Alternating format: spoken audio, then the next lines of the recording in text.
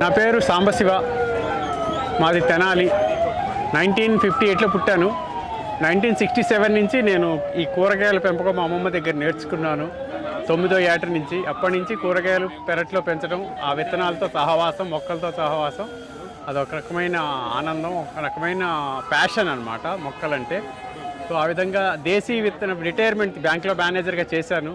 తర్వాత రిటైర్మెంట్ తీసుకుని 2014 నుంచి వ్యవసాయము, మిద్దె తోటల పెంపకము, అలాగే ఈ దేశీ రకాల విత్తనాలు 90 రకాల విత్తనాలు ప్రొడక్షన్, ప్రాపగేషను, అలాగే చౌక ధరలకి అందరికీ అందజేయడం, మిద్దె తోటల్లో అందరికీ సహకరించడం, అలాగే ప్రకృతి వ్యవసాయంలో రైతుల్ని ప్రోత్సహించడం, ఆరోగ్యకరమైన విషరహితమైన ఆహారాన్ని పండించడం.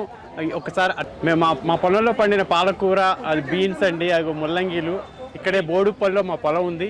మా బలిగూడెం రోడ్లో మొదట్లో ఉంటుంది. ఈ సంవత్సరం మొన్ననే టెస్ట్ 2 months అయింది స్టార్ట్ చేసి. సో అన్ని రకాల 40 రకాల కూరగాయలు వేసాము. ఇప్పుడిప్పుడే చేతికి అందుతున్నాయి. అందరికీ సరసమైన ధరల్లో ఈ ఆకుకూరలు, కారగూరలు అందించాలి. అందరికీ ఆరోగ్యకరమైన ఆహారం ఇవ్వాలి. అందరూ ఆరోగ్యంగా ఉండాలనే ఒక ఉద్యమంలాగా సాగిస్తున్నాము. దాంట్లో లాభ నష్టాల గురించి మేము ఆలోచించము.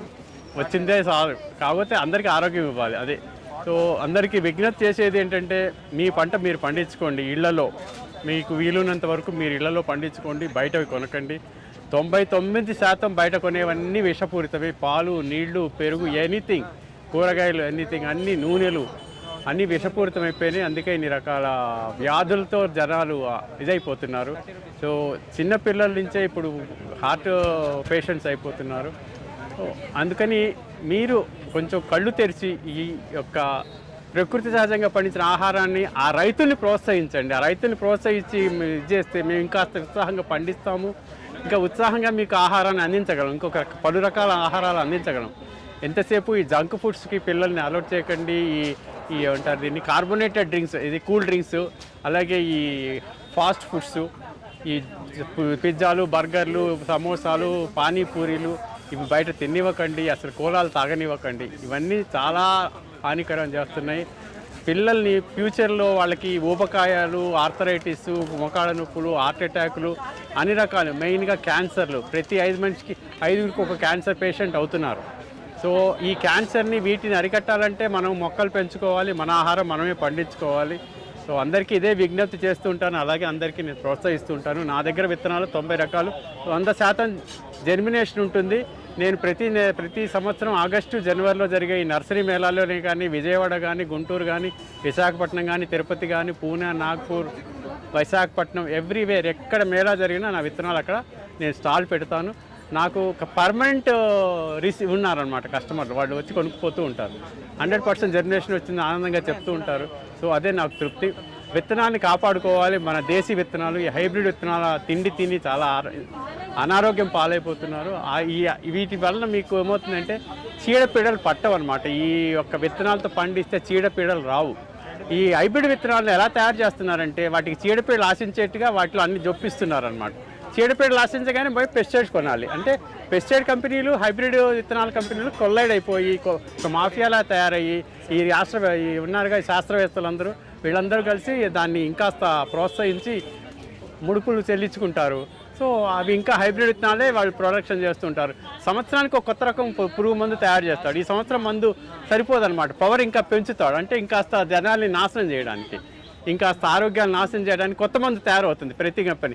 ఈటీవీ అన్నదాత అనే కార్యక్రమం పెద్ద బోగస్ కార్యక్రమం అనమాట. దాంట్లో ఈ కెమికల్ వ్యవసాయాన్ని ప్రోత్సహిస్తున్నారు ఆయన. చాలా తప్పు చేస్తున్నారు.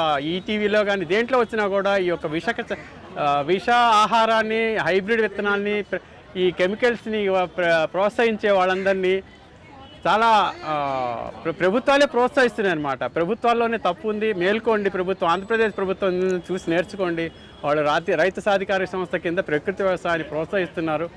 ఆ విధంగా ఇక్కడి ప్రభుత్వం కూడా ప్రకృతి వ్యవసాయాన్ని ప్రోత్సహిస్తే, రైతులకి ఆవులను అందిస్తే చాలు. రైతుకి విలేజ్కి ఒక 10 ఆవులను ఇచ్చినా చాలు. ఈ వ్యవసాయం వర్ధిల్లుతుంది. ఆరోగ్యకరమైన ఆహారం, నేల తల్లి ఆరోగ్యం బాగుపడుతుంది, నీళ్ళ ఆరోగ్యం బాగుపడుతుంది, గాలి ఆరోగ్యం బాగుపడుతుంది. తద్వారా ప్రజల ఆరోగ్యం బాగుంటుంది. సర్వే జన సుఖినో భవంతు. అందరూ బాగుండాలి, అందరిలో నేను ఉండాలి, అందరూ బాగుండాలి. నా పేరు సాంబశివ అండి. నా నెంబరు 9989 485 068 మళ్ళీ చెప్తున్నాను 9989485068. నా స్టాల్ నెంబర్, ఈ నర్సరీ మేళాలో స్టాల్ నెంబర్ D21. అందరూ రండి, విత్తనాలు తీసుకోండి, ఆనందంగా మీ ఆహారాన్ని మీరు పండించుకోండి, ఆరోగ్యంతో వర్ధిల్లండి. Thank you. నమస్తే అండి, నా పేరు రాఘవేంద్ర. వీరి దగ్గర నేను కంచికిచర్లో పండిస్తున్నట్టుగా నేను వీరి క్షేత్రానికి వెళ్ళి సందర్శించడం జరిగింది. అప్పటి నుంచి వీళ్ళ దగ్గర ఈ విత్తనాలు తీసుకుంటూ ఉంటా. ఇప్పుడైతే నా దగ్గరే ఉన్నాయి కొన్ని రకాల విత్తనాలు. మళ్ళీ ఎందుకు వస్తూ ఉంటానంటే కొత్త రకాల విత్తనాలు ఏమైనా తయారు చేసేయడేమో మా సాంబశివరావు గారు ప్రజలకు అందుబాటులో ఉంచడానికి అనే ఉద్దేశంతో ఆయన స్టాల్ పెట్టినప్పుడు వచ్చి విజిట్ చేస్తూ ఉంటా. అలాగే కొత్త రకాలు 1-6 ఇస్తూనే ఉంటారు. కానీ వీరి దగ్గర మేము విత్తనాలు తీసుకొని పంట పండించుకోవడం మొదలుపెట్టాక మమ్మల్ని ఫాలో అయ్యే వాళ్ళు కూడా ఎక్కువగా ఉన్నారండి ఊళ్ళోనూ. ఈ రిటైర్ అయిపోయి విశ్రాంతి జీవితం గడపకుండా ప్రకృతి కోసం, ప్రజల ఆరోగ్యం కోసం, గో సంరక్షణ కోసం సాంబశివరావు గారు చేస్తున్న కృషిని అభినందించే ఉద్దేశంతో మా చుట్టుపక్కల గ్రామాల్లో కూడా నేను వీరి గురించి చెప్తూ ఉంటాను. నేను ఇది ఇంకా 10 మందికి చేరాలి. అలాగే రసాయన వ్యవసాయం రోజు రోజుకి తగ్గాలి, కొంత పరిజ్ఞానం ప్రజల్లో పెరగాలి. దానికి ఇలాంటి వాళ్ళు ఎంతోమంది ఇంకా పుట్టాలి, పెరగాలి, విస్తృతం చేయాలి ఈ గోదావరిత వ్యవసాయాన్ని. ఈ సందర్భంగా మీ అందరికీ తెలియజేసుకునేది ఏమంటే గోవులను రక్షించండి, గోమూత్రంతో పండించిన ఆహారాన్ని తీసుకోండి, ఆరోగ్యంగా ఉండండి, హాస్పిటల్ ఫీజులు తగ్గించుకోండి, బ్యాంక్ బ్యాలెన్స్ పెంచుకోండి. నమస్తే. జై శ్రీరామ్, జై గోమాత.